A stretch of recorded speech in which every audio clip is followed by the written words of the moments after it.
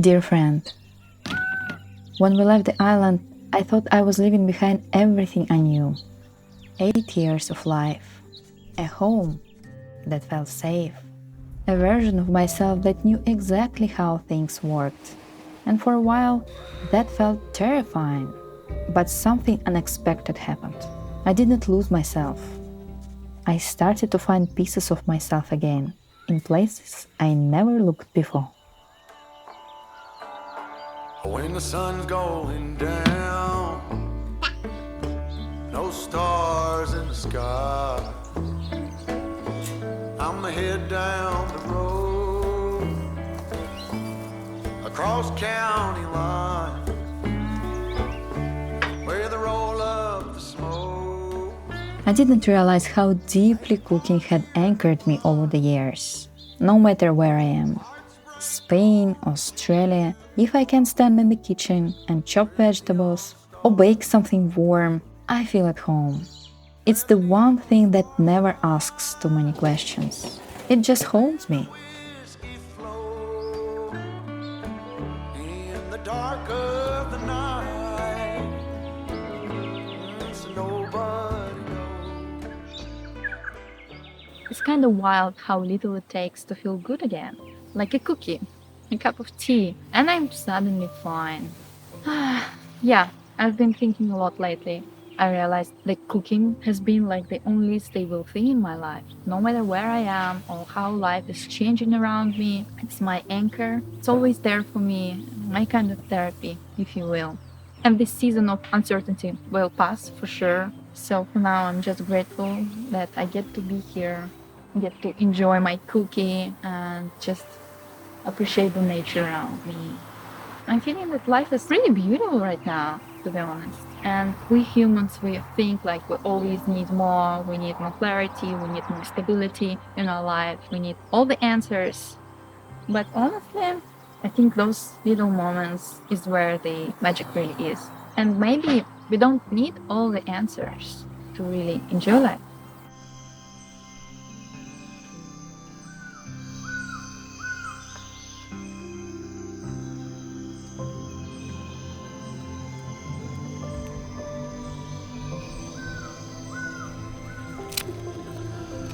It's amazing how the universe works in quiet ways. When we arrived, we were lucky. We found the kindest hosts, a beautiful place to land, a little garden to tend, neighbors who share citrus and herbs simply because that's what you do when you believe people belong.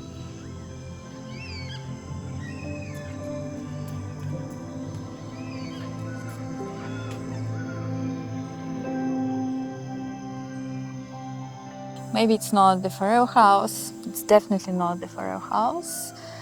It's not the homestead dream, but it's so close in spirit. And I'm so deeply grateful for every generous person, every gentle moment we get to spend here. It's just such a beautiful place, and I'm very, very grateful to be here.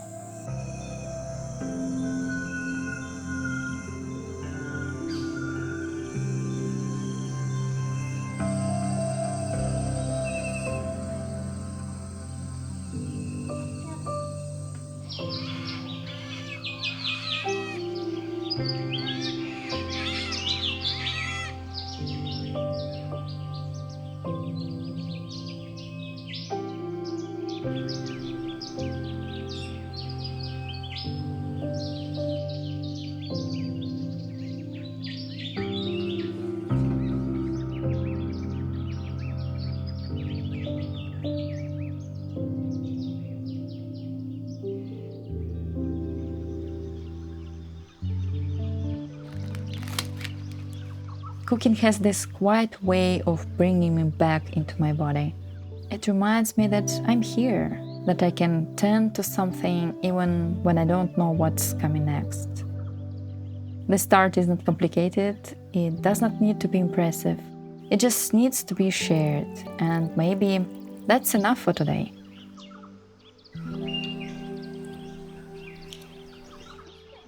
We were invited to this street drinks thing. I don't know what is it, I've never been to such a thing, but I decided to make this gorgeous tomato tart. I think it's very appropriate for the weather. It's been really, really hot lately, and what can be better than a baked treat? And baking and cooking, it's my favorite love language.